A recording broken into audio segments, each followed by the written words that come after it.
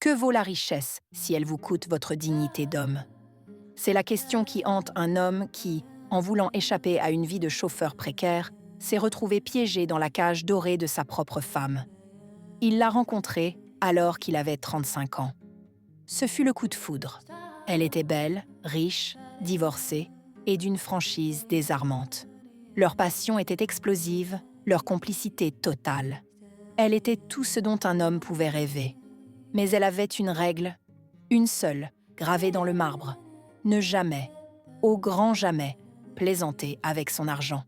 Aveuglé par l'amour, il a accepté de quitter son travail pour la rejoindre dans son entreprise florissante, voyant son salaire plus que doubler. Il pensait avoir touché le jackpot. Il venait en réalité de vendre son âme. Le rêve s'est vite transformé en une lente et méthodique émasculation financière. Bien qu'étant son compagnon, puis son mari, il n'avait aucun accès au compte. Elle lui versait un salaire, mais ce salaire était à peine suffisant pour soutenir sa propre famille, une charge qu'elle lui laissait entièrement. Il est devenu totalement dépendant d'elle, au point de devoir lui demander de l'argent pour une simple coupe de cheveux. L'humiliation est devenue publique. Lors de leur sortie shopping, elle était celle qui payait, et elle le faisait savoir.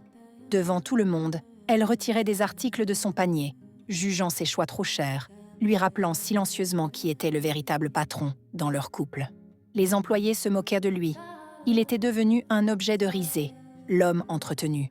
Il avait plus d'argent qu'avant, mais il avait perdu sa paix d'esprit, et pire encore, son statut d'homme. Poussé à bout, il a mis en place un plan secret pour regagner sa liberté.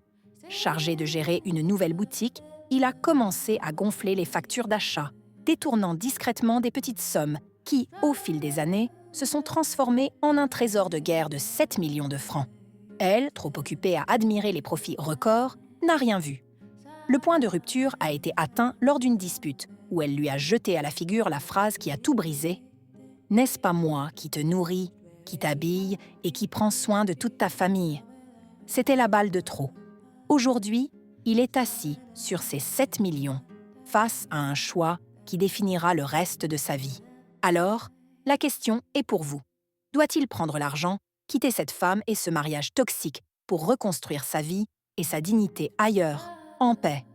Ou doit-il rester, utiliser cet argent volé pour monter sa propre affaire en secret et tenter de renverser l'équilibre du pouvoir pour enfin devenir l'homme du foyer aux yeux de celle qu'il aime encore? Est-il une victime poussée à bout ou un voleur ingrat? Votre avis est crucial. Mettez en commentaire la stratégie que vous choisiriez à sa place.